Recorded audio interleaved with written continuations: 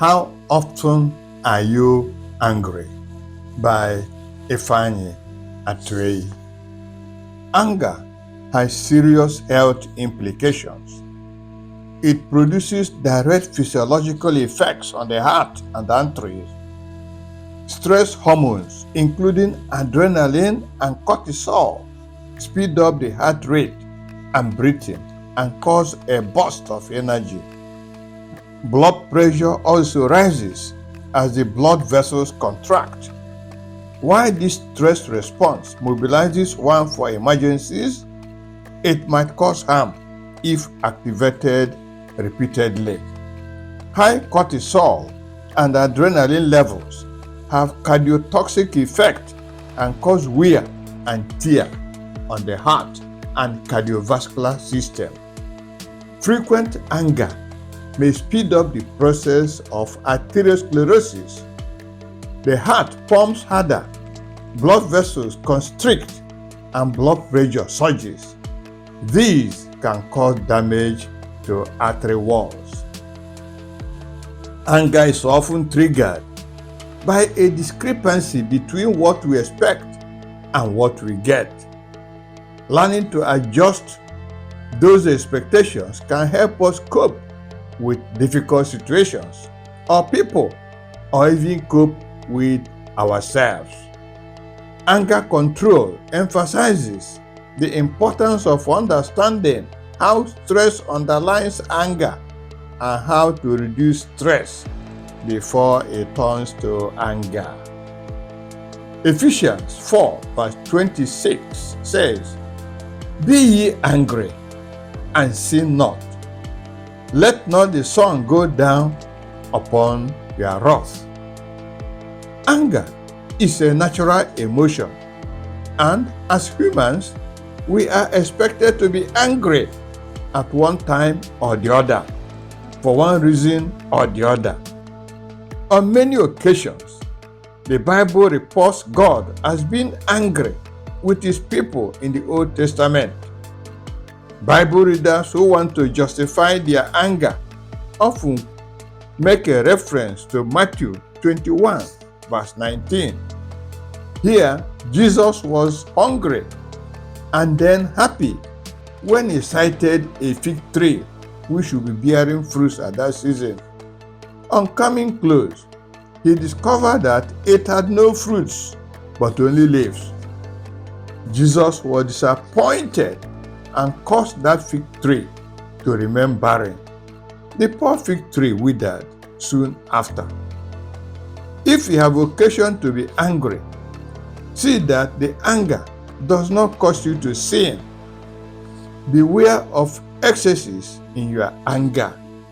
It is important to handle your anger properly. If anger is managed thoughtlessly, relationships can be destroyed, bad decisions may be taken, and hurt can be inflicted on people. Let your anger subside before you take decisions and actions. Dr. Lawrence Peter said, "Speak when you are angry, and you will make the best speech you will ever regret." Just try and remember the moments you were angry and what you said. Unfortunately, you cannot recall what you have voiced out. Apostle James offers some very useful advice in chapter 1, verses 19 and 20. He says, "Understand this, my dear brothers and sisters. You must all be quick to listen, and slow to speak, and slow to get angry. Human anger does not produce the righteousness God desires. We should not become angry when we fail to win an argument or when we feel neglected. This is selfish anger, which is not good for anybody. This type of anger rises when you feel your opinion is not heard or respected, or your ego is deflated. Of course, do not hesitate to be angry when injustice is done or sin is committed. God is also angry on such occasions. Every minute you are angry, you lose 60 seconds of happiness, said Ralph Waldo Emerson. You cannot be angry and happy at the same time. This is why Apostle Paul says, don't let the sun go down while you are still angry. Holding on to anger is like grasping a hot coal with the intent of throwing it at someone else. You are the one who gets burnt. When we bottle up anger, it causes us to become bitter and destroy ourselves from inside. Ecclesiastes 7 verse 9 says, do not be hasty in thy spirit to be angry, for anger resteth in the bosom of fools. This implies that you should not allow anger settle down in your mind. Do not allow it to reside in your bosom. It is only fools who harbor anger and provide a resting place for it. Surely, no person will want to be classified as a fool. Everyone tries to justify his anger.